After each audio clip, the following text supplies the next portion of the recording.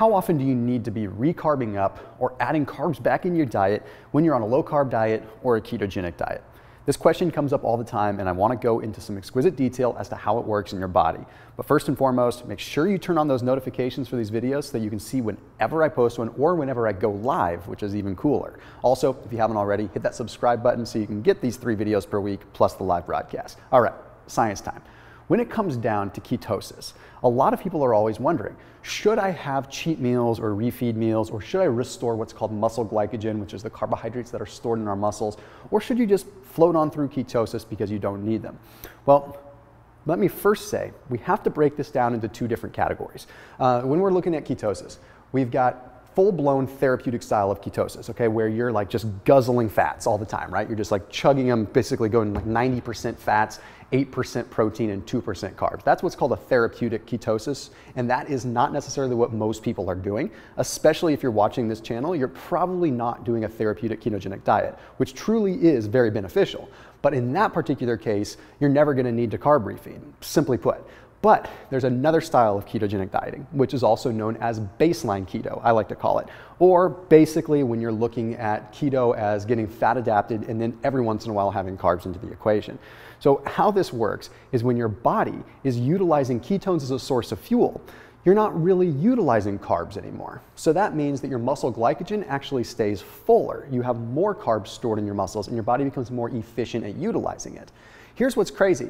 The small amount of carbohydrates that you are getting from a ketogenic diet, like the 5% of your diet that is carbs, plus the protein that gets converted into carbs, ends up being enough to keep your muscle glycogen levels full. That means that they're high enough naturally in ketosis to be able to work out just fine. So people say, I feel weaker when I'm in ketosis and I feel better when I have carbs.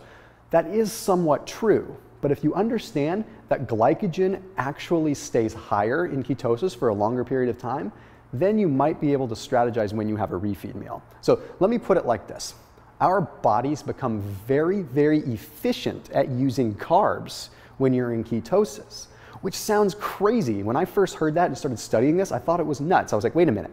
I thought that my body was getting more efficient at using fats. I thought that it had nothing to do with carbs. Totally not the case. You see, the body becomes so used to using fats as a source of fuel that it tries preserving what little carbs you do have in your body. What this simply means, no matter what, whether you are in full-blown ketosis or not, your body will always need some glucose. Okay, let me say that again so it makes perfect sense. Your body, no matter what, guys, will always need some glucose. Your brain always requires 15 to 18% glucose. Your liver is going to really create some no matter what. It's going to create it from little bits of carbs that you get, or it's going to create it from proteins. Now, what changes in ketosis is how far those carbohydrates go. And what I mean by that is your body's going to do its best to keep the carbohydrates that are stored in your muscles and let them last as long as possible. Now, I'm going to back this up with some science in just a minute, so make sure you stick with me through this entire video, because I have to get through some basic stuff before I can give you the research so it all makes sense. What we have to remember is we have 2 tanks of glycogen in our body. We have carbs that are stored in our muscles, okay? Those are the ones that we use when we work out, things like that. Then we have carbs that are stored in the liver. It's the liver glycogen that fuels the brain. When the liver glycogen is emptied, that's when we produce ketones, not when we drain the muscle glycogen too. There's this common myth out there that says we need to absolutely make sure we drain through our muscle glycogen and drain through our liver glycogen to ever be in ketosis. False. It's all about draining the liver glycogen. In fact, in ketosis, you want to keep your muscle glycogen pretty high because that's what's going to allow you to still function and work out because your body's going to preserve it. It's going to keep the muscles full. So I hope that that makes sense, okay? When it comes down to being in ketosis, we don't have to burn through our muscle glycogen. Okay, now let me reference a study. This particular study took a look at ultra marathon runners that were accustomed to running 100-mile races.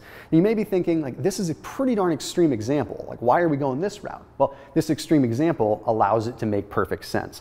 So in this study, these ultra marathon runners were broken down into 2 groups. One group, they gave them a low-carb diet, basically put them in ketosis. Another group, they fed them a lot of carbs. They fed them a lot of fruit. They gave them the traditional high-carb diet. Then what they did is they had them run for 3 hours, 3 hours straight. And in this 3-hour run, they basically measured some things out of their saliva. They did some cross-sectional muscle fiber analysis, and they also measured their blood levels. What they were finding was pretty darn intriguing.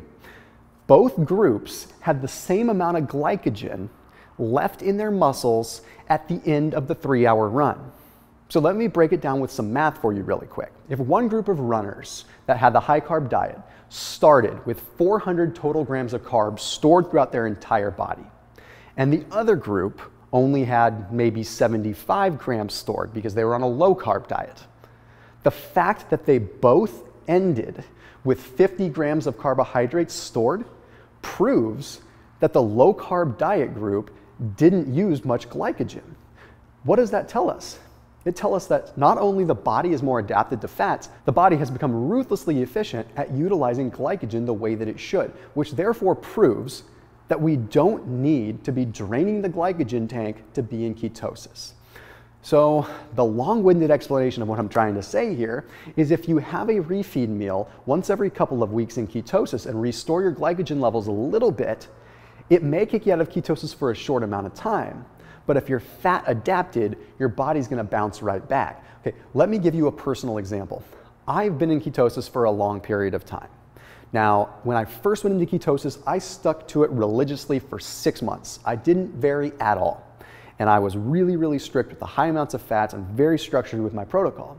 Well, when I went out of ketosis for about 2 weeks, I found that I was back in ketosis way faster than I ever got into it before because my body had become fat adapted. But I also found that the muscle glycogen in my body stayed fuller longer, meaning I didn't deflate. I didn't have that flattened feeling where I felt weak. It worked better because my body was now more efficient at utilizing fats and storing the glycogen again. So now you probably want to hear what I do. How often do I refeed? How often do I actually start adding carbs back in? Well, it looks something like this. When I start feeling like my joints are achy, when I start feeling like the pain is kicking in, when I start feeling like I'm getting totally stale, that's when I know it's time to have some carbs again. Is it every week? Nope. Is it every 2 weeks? Nope. Is it every 3 days? Nope. You want to know the honest answer? I don't really know. I just know when my body starts to feel that way. And that's the main thing that I want to drive home with you, is you are going to know when your glycogen levels are low.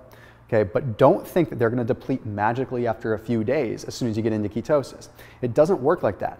You don't go carbs and then spike up and then go into ketosis and those glycogen levels drain. They drain at their own rate of time and you will know. You will feel stale, you will feel weak, and you just won't feel good. So what should you eat when you refeed? You still want to make sure you're refeeding with low glycemic carbohydrates. Here's why. Any cheat meal or refeed that you have is going to spike your insulin. Your body is very sensitive to insulin at this point in time. If you spike your insulin, you're going to shut off ketosis really fast, and your body is more than likely going to store those carbohydrates as fat. You are very, very prone to storing body fat with a cheat meal, much more so than any other time. So eat low glycemic carbs, ones that don't spike your insulin, but still replenish your glycogen. That way, you don't have insulin shutting off the process. You have carbs that are gently replenishing your glycogen. I'm talking about things like beans, like lentils, like possibly brown rice, but honestly, even that is a little too high GI, chickpeas, stuff like that. Don't make it a cheat meal, make it a refeed meal that is strategically implemented. And I promise you, the glycogen levels will restore, you'll still have that glycogen, you're not the deflated skeleton that you think you are. And that, my friends, is how glycogen works in ketosis. Remember, it's all about the liver. It's not about what's stored in the muscles. So as always, keep it locked in here on my channel. If you have any questions regarding this topic, make sure you put them in the comment section below, and I will see you in the next video.